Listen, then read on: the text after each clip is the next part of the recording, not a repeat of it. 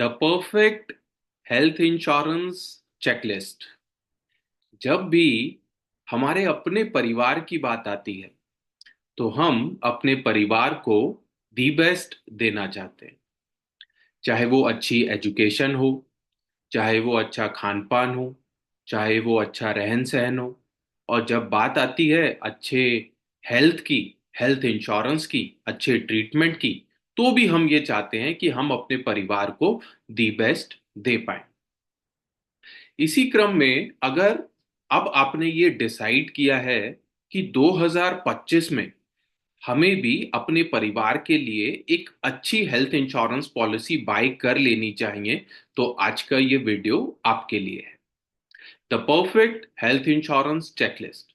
आज के इस वीडियो में हम 11 पॉइंट में ये डिस्कशन करेंगे, सिंपल शब्दों में, कि आप भी अगर 2025 में हेल्थ इंश्योरेंस लेने के बारे में सोच रहे हैं, या अगर ऑलरेडी आपने हेल्थ इंश्योरेंस लिया हुआ है और ये चेक करना चाहते हैं कि क्या मेरी हेल्थ इंश्योरेंस के अंदर कोई कमी तो नहीं है, तो ये 11 पॉइंट्स को आपको जरूर चेक कर लेना चाहिए। तो नमस्कार दोस्तों, मेरा नाम दीपक जैन है और मैं हूं founder infinity gains LLP. The perfect health insurance checklist. तो फर्स्ट पॉइंट आपको हेल्थ इंश्योरेंस में ये चेक कर लेना चाहिए कि adequate cover for old age.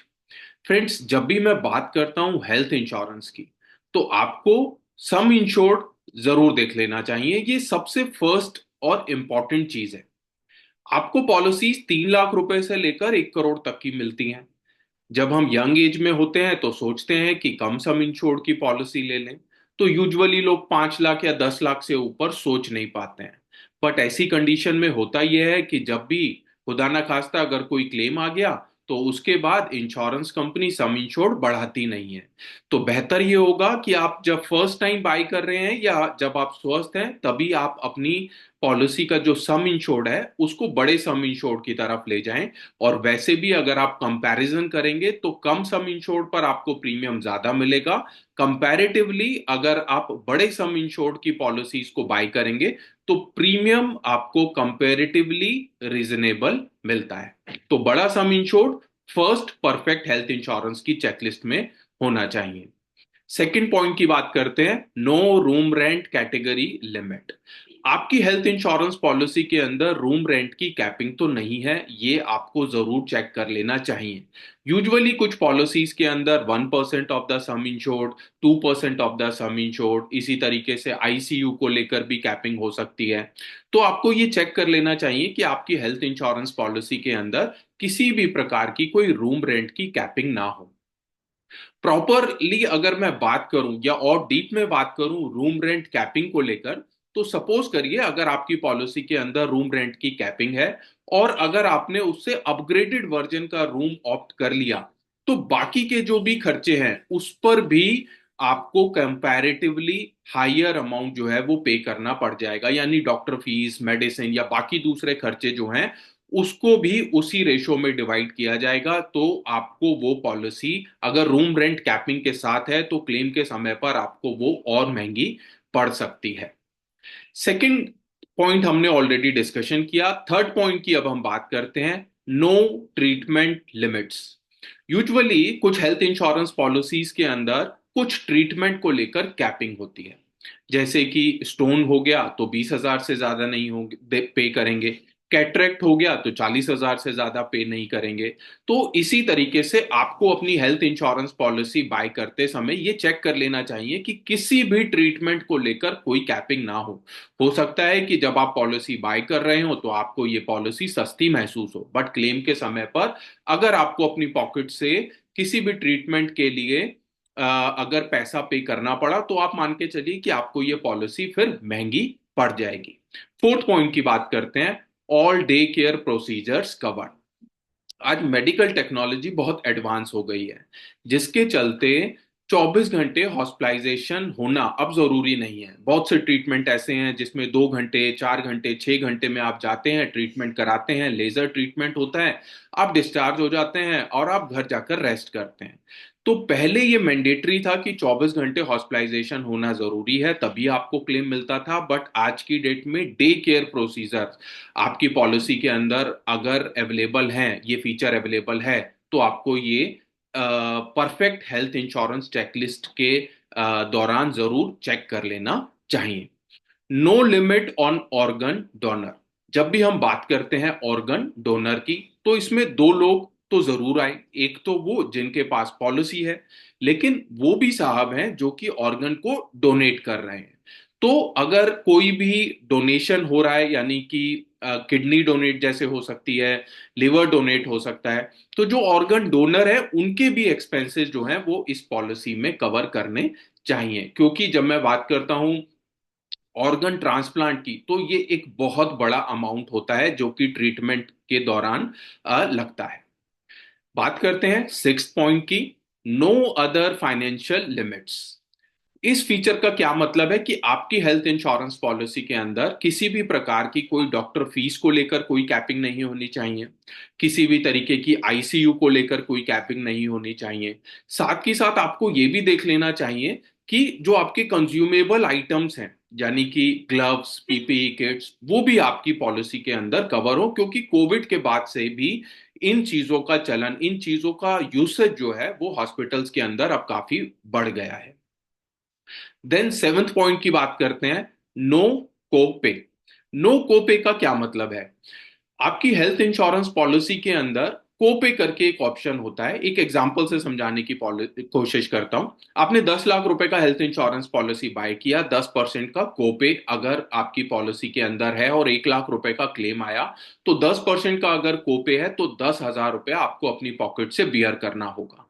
ऐसी पॉलिसी आपको सस्ती मिल सकती है, बट आपको कोशिश ये करनी है कि आपको ये जो पॉलिसी लेनी है ये विदाउट नो कोपे ऑप्शन के साथ ही बाय करनी है। इसी प्रकार ही डिडक्टेबल्स भी एक ऑप्शन आज की डेट में काफी प्रचलन में है, जिसकी वजह से प्रीमियम थोड़ा कम हो जाता है। बट मेरा सजेशन हमेशा ये होता है, पॉलिसी, हेल्थ इंश्योरेंस पॉलिसी आप बाय करें, नो कोपे के साथ करें, नो डिडक्टेबल के साथ करें।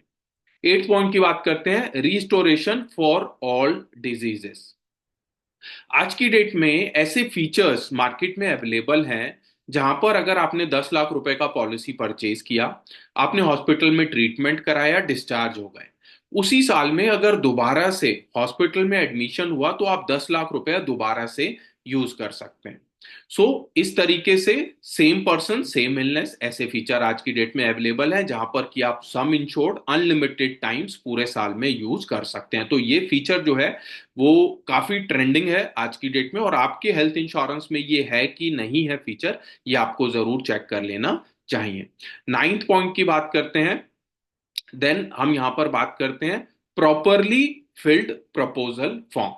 जब हम बात करते हैं प्रपोजल फॉर्म की, या हम बात करते हैं नए हेल्थ इंश्योरेंस पॉलिसी बाय करने की, तो आपको अपने प्रपोजल फॉर्म को बहुत ध्यान से पढ़ना चाहिए और उसको कंप्लीटली और पूरी तरीके से फिल करना चाहिए।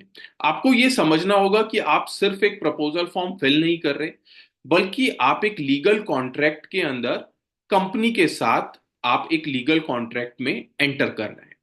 तो अगर किसी भी प्रकार से फ्यूचर में भी कंपनी को अगर ये पता चला, या कंपनी को ट्रीटमेंट के दौरान अगर ये पता चला कि आपने प्रपोजल फॉर्म फिल करते समय कोई भी जो फैक्ट था, मटेरियल फैक्ट था, उसको हाइड किया था, तो आईआरडीएआई की तरफ से इंश्योरेंस कंपनीज को ये पूरे राइट्स दिए गए हैं कि वो आपकी पॉलिसी को कैंसिल करके प्रीमियम को फॉरफिट कर सकते हैं। तो प्रपोजल फॉर्म फिल करते हुए घबराने की जरूरत नहीं है। अगर आप स्मोक करते हैं तो आप मेंशन कर सकते हैं, अगर आप ड्रिंक करते हैं तो भी आप मेंशन करें, अगर आपको बीपी, शुगर, थायराइड या और भी कोई मेडिकल एडवर्सिटी है तो आप प्रपोजल फॉर्म पर मेंशन करें। इसके साथ भी आज की डेट में पॉलिसीज आपको मिल जाती हैं कुछ एडिशनल प्रीमियम पे करके, लोडिंग के साथ या फिर राइडर के साथ आपको पॉलिसी मिल सकती है। Insurer with good track record. जब भी हम बात करते हैं एक अच्छी हेल्थ इंश्योरेंस पॉलिसी लेने की, तो आप जनरल इंश्योरेंस कंपनी से लें या stand alone health insurance company से, किसी भी कंपनी से आप पॉलिसी बाय कर सकते हैं। हाँ, बट लेकिन आपको ये समझ लेना चाहिए कि कंपनी का ट्रैक रिकॉर्ड कैसा है, कंपनी की मैनेजमेंट कैसी है, कंपनी की सोच कैसी है। और आज की डेट में काफी सारे ऐसे प्लेटफॉर्म्स हैं जो आपको हेल्थ इंश्योरेंस के लिए उनकी रैंकिंग भी, यानी कि 5 स्टार, 4 स्टार, 3 स्टार, 2 स्टार, इस तरीके से भी रैंकिंग वो देते हैं।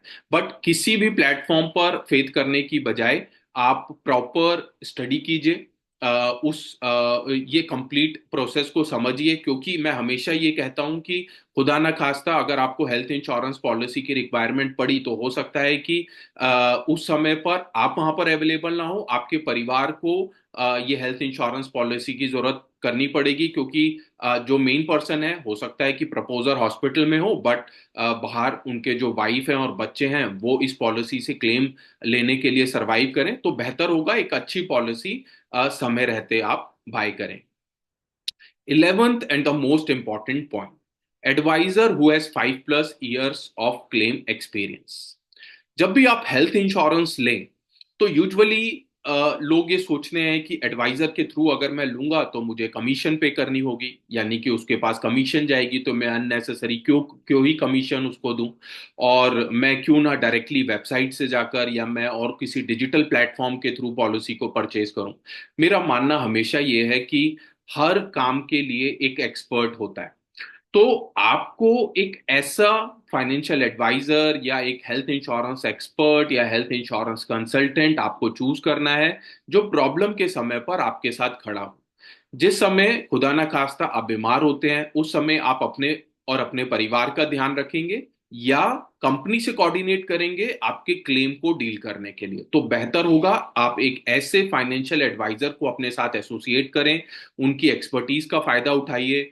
कोई फर्क नहीं पड़ता अगर मान के चलो उनको कुछ कमीशन जाती भी है, लेकिन उनकी जो एक्सपर्टीज है वो आपको बहुत फायदेमंद साबित होगी क्लेम के समय पर।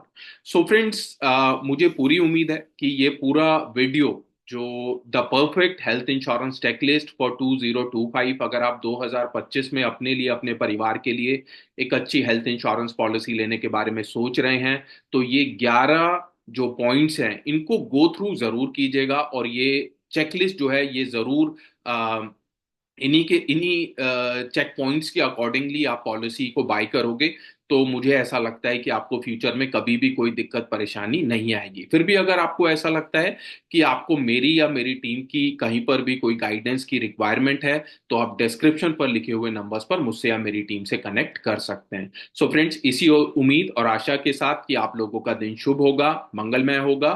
Thank you so much.